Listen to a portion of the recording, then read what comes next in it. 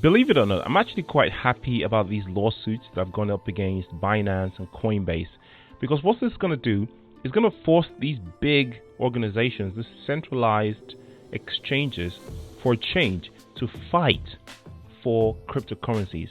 Normally we've seen them go after smaller organizations. XRP or Ripple is not a small organization, it's relatively big as well, but compared to things like Coinbase and Binance, who have basically traditionally just sat back and enjoyed the fees, right? Until Binance came up with their Binance Smart Chain and Coinbase came up with their own DeFi programs.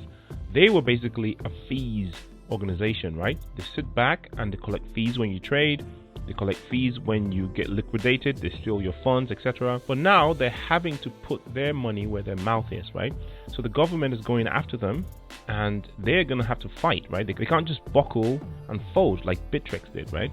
Now, Gary Gensler, unfortunately, has bitten a little bit more than he can chew with these guys, because now he's going after companies that have enough money, resources, and connection to the government to pull out some really big hits. Now remember that Coinbase Global Inc. is a Class A publicly traded company. And before a company can be approved to be publicly traded, there's a lot of due diligence that's gone into it. There's a lot of legal requirements. There's a lot of regulatory requirements that they would have had to fill, including some of Gary Gensler and SEC's requirements that would have been okayed. Now, if you're going to sue them now for malpractice, or mingling funds, or listing things that they had listed while they applied for the license to be publicly traded, then you're going to have to tell us why is it that you approved Coinbase in the first place. I think Gary Gensler didn't think this through, or maybe he's just going out punching and kicking now because he's under the pressure to do that. Perhaps he's receiving commands from higher ups. He's trying to save his friends.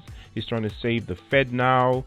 Digital currency. He's trying to basically just create FUD. Maybe this is what he wants. Maybe he wants to create FUD. But Coinbase stock took a little dip during the announcement, but it's bounced right back. No one really cares about this, to be honest. Brian Armstrong, who's CEO of Coinbase, has hit back at the SEC chair after the lawsuit, says user funds are safe. We're not commingling anything. We're fully backed by Bitcoin, and we're going to fight this to the end. In fact, they had already prepared their own counter lawsuits against the SEC, which I believe happened even before the SEC sued them. So best believe that these guys aren't going anywhere. They're here to fight. Likewise with CZ, he's basically said, look, there's no need for the FUD. We have no issues. We're ready to fight this. And in fact, Binance is starting to leak some juicy information about Gary Gensler. So he's ready to fight dirty. He's ready to fight on the same level. I mean, these guys are billionaires, right? With huge connections, right? There are some rumors that SBF is involved in some of this, and he has been snitching on Binance a little bit. Who knows what goes on in these billionaire circles? We're just normal civilians. We just want to trade. We just believe in cryptocurrencies.